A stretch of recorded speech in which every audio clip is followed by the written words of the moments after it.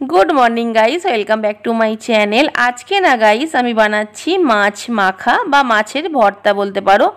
সর্বপ্রথমে কড়া গরম করে নিয়েছি, তাতে খুব সামান্য সরষের তেল দিয়ে দিলাম। তেলটা যখনই গরম হয়ে যাবে এতে আমি মাছটা দিয়ে দেব।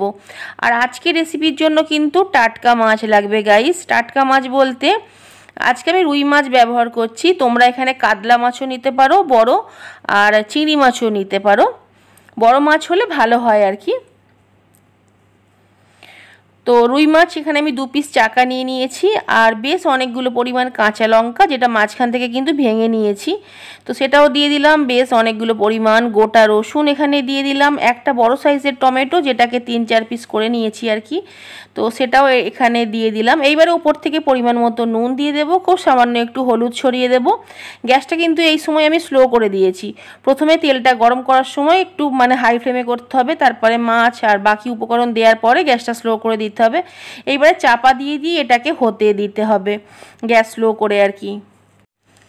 এইবারে সব কিছু আস্তে আস্তে আমি উল্টে দেব। মাছ কিন্তু আমি খুব কড়া করে ভাজবো না, মাছ হালকা করে ভাজবো, আর খুব ভালোভাবে নরম হতে হবে মাছটা, যার জন্য গ্যাস স্লো করে কিন্তু একটু টাইম দিতে হবে গাইস। এইবারে অনেকেই হয়তো ভাবছো বাবা কি রেসিপি বানাচ্ছে, মাছ ভাজতে ভাজতে ভেঙে যাচ্ছে। হ্যাঁ, অ্যাকচুয়ালি কি গাইস, আজকের রেসিপির জন্য মাছ ভাঙাটা খুবই দরকারি, কারণ মাছটা আমরা ভেঙেই কিন্তু পুরো রেসিপিটা বানাবো। তো মোটামুটি এখানে মাছটা পুরোপুরি হয়ে গেছে, তো এটাকে আমি নামিয়ে নিয়েছি। নিয়ে বেশ গরম আছে, একটু ঠান্ডা করে নেব, তারপরে এটাকে আমি মাখবো। এতে আরও কিছু উপকরণ আমি দেখাচ্ছি তোমাদের, যেগুলো দেবো এতে। একটু ভালো করে ঠান্ডা করে নিতে হবে গাইস, জানো তো, নাহলে হাতে কিন্তু গরমটা লাগবে, প্রচণ্ড এখন গরম আছে।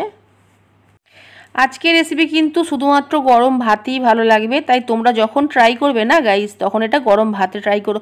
না ভুল বললাম গাইস, গরম ভাতে শুধু নয়, এটা কিন্তু জল ঢালা ভাতেও ভালো লাগবে আর পান্তা ভাতেও ভালো লাগবে। যেহেতু এটা ভর্তা বা মাখা, আমি প্রথমেই বললাম এটা পান্তা ভাত আর জল ঢালা ভাতেও খুব ভালো যাবে। যাই হোক গাইস, কাঁটাগুলো কিন্তু ছাড়িয়ে নিতে হবে। কাঁটাগুলো আমি আস্তে আস্তে ছাড়িয়ে নেব, নিয়ে তারপরে খুব ভালো করে এটা মাখতে হবে। এতে আমি খুব সামান্য পরিমাণ ধনেপাতা দেব।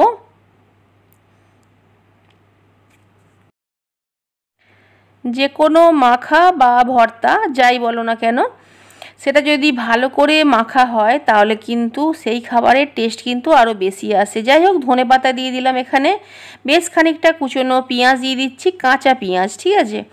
এইবারে পরিমাণ মতো নুন দেব। নুন আগে যেহেতু দেয়া ছিল ভাজার সময়, সেই জন্য এখন কম পরিমাণ দেব।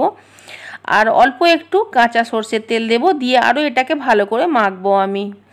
আরেকটা জিনিস তোমাদের ক্লিয়ার করে দিই গাইস, যেটা হচ্ছে যে মাখা বা ভর্তা কেন বলছি, আমরা এপার বাংলার মানুষ কিন্তু মাখা বলি, ঠিক আছে। ডাল মাখা, আলু মাখা, যে কোনো কিছু সেদ্ধ করে যখন মাখি বা ভেজে মাখি, সেটাকে কিন্তু আমরা মাখা বলি, ঠিক আছে। আর ওপার বাংলায় কিন্তু এটাকে ভর্তা বলে। অ্যাকচুয়ালি জিনিসটা একই, তো দুই পাড়ের মানুষের দুরকম ভাষায় আমরা কথা বলি। তো যাই হোক গাইস, এটা রেডি হয়ে গেছে, আমি বাটিতে এটা নিয়ে নিচ্ছি।